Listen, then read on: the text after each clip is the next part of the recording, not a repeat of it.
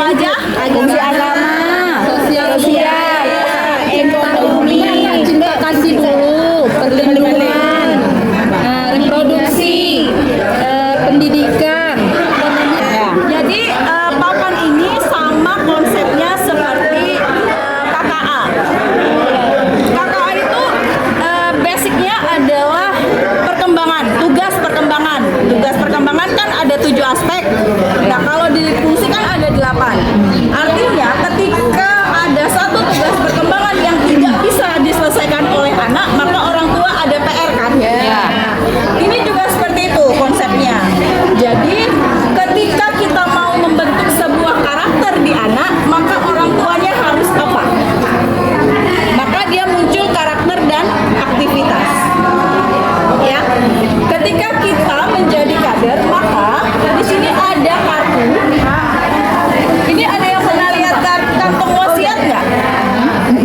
Pernah ya. Nah, kantong wasiat kan juga seperti itu ya, bermain dengan kartu. Di sini ada 4 pembagian kartunya. Ada yang masa kehamilan. Kuncinya di sini. Ada masa kehamilan. Kemudian ada usia 0-1 tahun. Kemudian ada 3 sampai 6. 1 sampai 3, 3 sampai 6. Ya.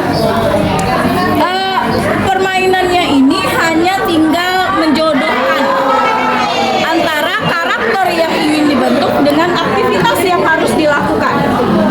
Ya, hanya mengawinkan itu. Sama seperti kita KKA kan gitu juga. Kalau mau anaknya hebat, maka harus ada PR. Oke. Di lapangan sekarang kondisinya kan sudah tidak lagi dibagi kelompok umur. Atau masih ada yang bagi kelompok umur nggak? Masih. Kalau dibagi berdasarkan kelompok umur, maka ketika menyampaikan ini boleh ngambil sesuai kelompok umur. Cuman kan kalau dulu BKB-nya 01, 12, 23. Kalau ini sudah 13, 36. Jadi dia sudah agak lebih banyak dikumpulkannya. Jadi silakan. Tapi kalau tidak dibagi kelompok umur, maka yang kita bagi adalah berdasarkan fungsi. Jadi semua kelompok umur berkumpul di dalam satu tempat, kita bermain berdasarkan fungsi. Jadi nanti kartunya akan dikelompokkan berdasarkan fungsi. Ya, ini kunci buat ibu-ibu kader. Ini kunci buat ibu-ibu kader. Tapi jangan dikasih tahu, dijelaskan ke masyarakat. Kan biar kelihatan pintar. Kan padahal karena punya kunci. Nah, jadi untuk permainan ini kita sebagai kader akan pegang yang bagian karakter. Bagaimana kita tahu itu karakter atau aktivitas? Apa yang membedakan? gambarnya ada Warna, gambar. Warna. satu gambar. Nah, itu ada gambar. Oh, gambar. Ini kan nggak ada nih. Ya, selain gambar, bahasa di dalam kartu juga berbeda. Nah, jadi ketika kita mau menggunakan ini, maka semua kartu karakter kita yang pegang sebagai kader. Terus kartu aktivitas kemana? Ibu-ibu bagi ke Bagikan ibu. ke keluarga yang punya balita. Tapi di dalam kelompok BKB. Jangan pas dijumpa di jalan dibagi, jangan. Jadi ketika ini kan mainnya di dalam kelompok ya. Oke. Sampai di sini ada yang mau ditanyakan? Ketika nanti kita mau mulai, kartu ini kita bacakan setelah kita bagikan kartu karakter aktivitasnya, kita akan bacakan. Jadi nanti kita bilang, ibu-ibu hari ini kita akan bermain papan 8 fungsi. Fungsinya papan ini adalah kita akan membentuk karakter anak kita berdasarkan fungsi keluarga. Apa saja fungsi keluarga nanti akan disebutkan. Nah, jadi di sini kita akan sama-sama melihat apa aktivitas yang kita lakukan untuk membentuk sebuah karakter. Nanti saya dibantu ya ibu-ibu ya. Saya akan kasih tahu karakternya, ibu-ibu cari aktivitasnya. Kan gitu ya kalau Ya, sama masyarakat pasangan. kan gitu ya. Siap ibu-ibu? Siap. Ya, ini kita bagi ya kartunya. Jadi ketika kita pegang karakter, nanti kan kita baca nih karakternya. Setelah selesai kita baca, kita tempelkan. Jadi nanti masyarakatnya akan melihat dan dia melihat di kartunya.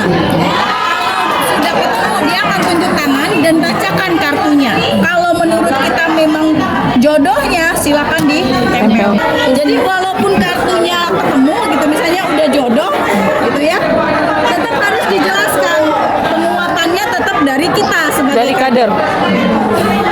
Kadang-kadang kan bahasa di sini kan terlalu baku. Nanti Pakai bahasa sendiri. Iya, pakai bahasa kita sendiri untuk menjelaskan ke masyarakat. Oke, siapa yang mau jadi kadernya di sini bagi kartunya kita main. Maka kita akan bermain alat permainan Edukatif. KPM pesan kunci 8 fungsi keluarga. Di sini kita akan bermain sama ibu-ibu kadernya. Ini kita akan membagikan permainannya. Nanti ibu mencocokkan yang saya sampaikan, ibu cocokkan di sini ya. Ya, bagikan dulu, bagikan dulu. Bagikan dulu ya ibu. Itu bagi satu-satu ya.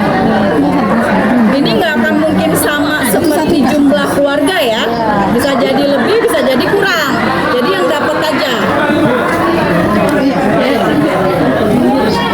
Kan di situ ada kuncinya ya. Beda-beda. Masa kehamilan. Oh iya, ini ya. Nah, ibu-ibu, Masa kehamilan. ini contohnya ya, nanti di lapangan bebas dah. Kita baca nggak Bu ini? Tunggu dulu. Yang di atas nih. Nggak usah, nggak Oh, nggak usah. Tapi harus dikasih tahu, ibu-ibu, kalau kita mau membentuk karakter anak, ternyata tidak hanya pada saat sudah anaknya lahir. Tapi karakter itu bisa dibentuk pada masa kehamilan. Nah, hari ini kita melihat bagaimana membentuk karakter anak pada masa kehamilan dengan menggunakan APE ini. Nah, itu aja, itu bahasa pengantar. Itu kan kalau kakak-kakak kan lebih ahli ya di lapangan. Lalu hari ini kita akan bermain pesan kunci 8 fungsi keluarga dengan tema masa kehamilan. Ini kan saya udah membagikan karakternya sama ibu-ibu. Aktivitas. Aktivitasnya sama ibu-ibu. Dan kita akan bermain. Saya akan bacakan Saya akan membacakan karakter tentang masa kehamilan. Pertama, calon ayah ibu akan menjadi individu yang soleh dan kelak akan membentuk anak yang juga beriman dan bermitra kepada Tuhan yang Maha Esa. Tolong ibu-ibu cari yang sama dengan ini ya. kira-kira ini. Mencocokkan. Bisa gambar. Dibaca aja. Jadi pada masa kehamilan kita harus membangun kesalahan sendiri pada dan pasangan, mentaati perintah Tuhan yang Maha Esa sejak periode perkahwinan. Misalnya senantiasa berdoa dan beribadah bersama, berusaha sebaik mungkin untuk mengikuti ajaran agama yang dianut.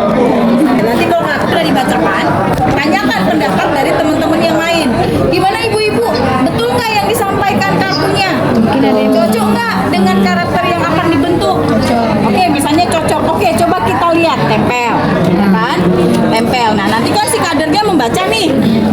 Kira-kira, oke. Kalau memang sudah oke, karena kan kita punya kunci ya. Kita punya kunci. Jadi ketika itu sudah cocok, nanti baru si kadernya menjelaskan. Jadi kalau kita mau anaknya itu soleh, maka mamanya juga harus soleh. Pada masa kehamilan, sholatnya nggak boleh tinggal, sering-sering ngaji, gitu kan? Nah, jadi pada prinsipnya, ketika sudah disampaikan oleh keluarga yang punya balita, maka penguatannya itu ada di kita.